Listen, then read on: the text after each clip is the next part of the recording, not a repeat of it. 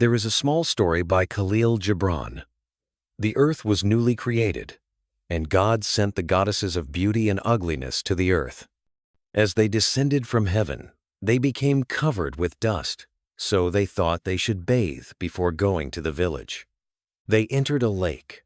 They took off their clothes and entered the water naked. The goddess of beauty swam far out into the lake. As soon as she went far, the goddess of ugliness quickly came out, put on beauty's clothes, and ran away. When ugliness had fled, only then did the goddess of beauty come to her senses. She rushed to the shore. She saw her clothes were gone. Morning was approaching. People would start moving about, and there was no other way, so she put on ugliness's clothes. Khalil Gibran says that since then, beauty has been wearing the clothes of ugliness, and ugliness has been wearing the clothes of beauty. Since then, beauty has been trying to catch ugliness, to get her clothes back, but ugliness does not come within reach. In this very world, the ugly roam as the beautiful. In this very world, unlove walks as love. Falsehood has put on the clothes of truth. That is why you must have seen the bigger the liar, the more forcefully he says that what he is saying is absolutely true. He brings forth 1,000 arguments, swears oaths upon oaths that this is the truth. To propagate falsehood, he has to prove it as truth. Truth does not need to prove anything. Truth walks on its own feet. Falsehood needs the borrowed feet of truth. Those children had forgotten their play. They had even forgotten why they had come and what was happening now. They were immersed in him. They were absorbed. Such magnetic attraction they had never known before. Nor had they ever seen such beauty. This was not about the body. This was beyond the body. This was something else. From the Buddha's body, such rays were emanating that were transcendental. Elders probably couldn't even see them. But these children were simple. Their eyes were fresh, so they saw. To know and recognize Buddhas, only childlike simplicity is needed. They had never seen such grace, such peace, such joy, such an unprecedented celebration. They drowned in the Lord. That transcendental nectar, that divine color, touched these simple-hearted children. Then they started coming every day. Then they started coming on every pretext. Whenever they got a chance, they would run and reach Jetavana. Coming to the Lord, they gradually began to sit in meditation too. And what else would happen? If you go to the Lord, you will have to sit in meditation. First, they might have come playing. First, this man must have seemed dear to them, so they came. First, sitting with him felt good, so they came. His shade felt sweet, so they came. But gradually, the shower of meditation happening around this man began to touch them from within. They must have started asking, becoming curious. How can we become like you? Small children often ask, how can we become like you? How can we get such beauty? When will such a beautiful lake descend into our eyes? When we walk, sit. How can such grace shine from us? Where did you find this? How did you find it?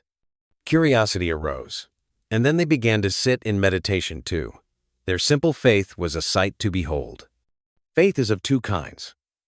One is simple faith. Simple faith means there was no doubt beforehand, there was nothing to remove. The spring of faith was flowing on its own. The other is complex faith. In it, doubt has already arisen. Now doubt has to be removed. Now effort has to be made. Only then does faith form.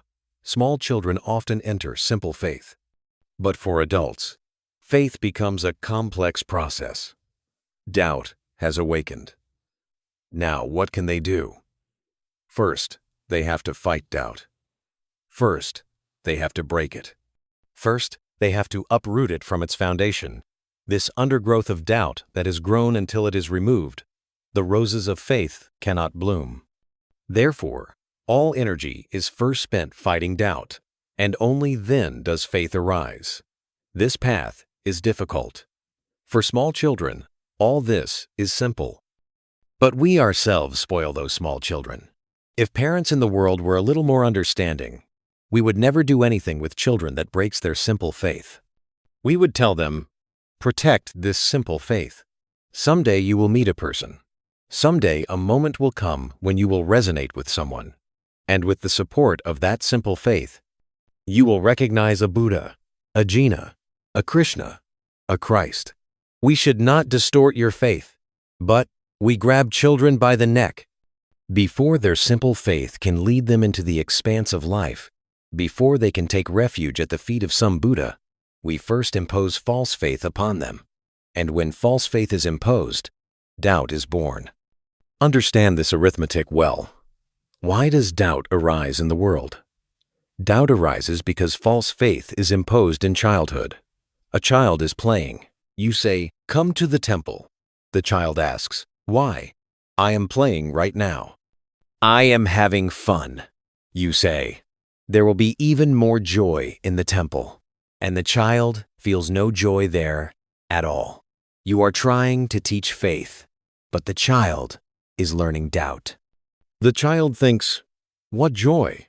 Here, all the elders are sitting sad. Here I cannot run, cannot play, cannot dance, cannot speak loudly. What joy is this?" And Father was saying, there would be joy here. Then the father says, "Bow down, this is God's idol." And the child says, "God, this is stone. You have just dressed up a stone and stood it here." You say, "You are still small. When you grow up, you will understand. This is a very deep matter, a very difficult matter. You cannot understand it yet."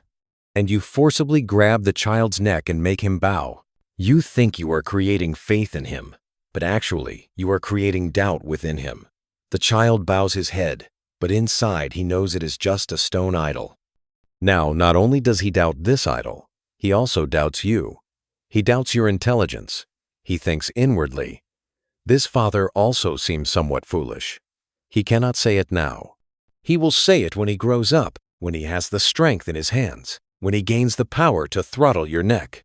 Then parents are troubled and say, "We don't know why children don't have faith in us. You yourself destroyed their faith.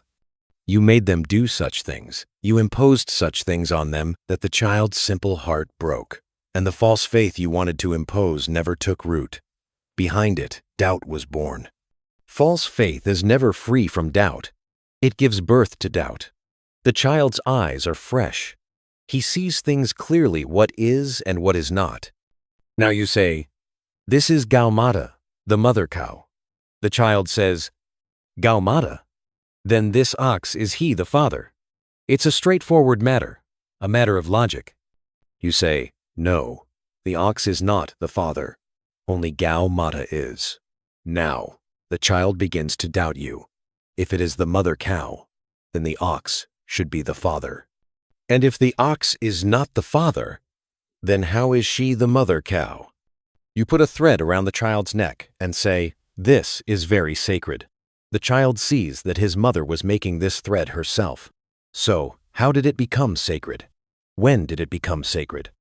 Where did its sacredness come from? Whatever you are teaching the child, he sees from within that it seems false. He doesn't say it. Don't assume from this that you have won. He will say it the day he has the strength. Right now, if he says it, he will be beaten. When I was first taken to the temple and told to bow, I said, "You bow me down. Hold my neck and bow me down. Because I don't see anything here worth bowing to." The temple I was taken to was not of idol worshippers. Only scriptures were kept there. The family I was born into did not worship idols. They worshipped scriptures. There was a book on the altar. I said, "Why should I bow to a book? What is in a book? Paper and ink. Nothing more than that. If you wish, bow me down. You have the strength. I am small right now. I can't do anything, but I will take revenge.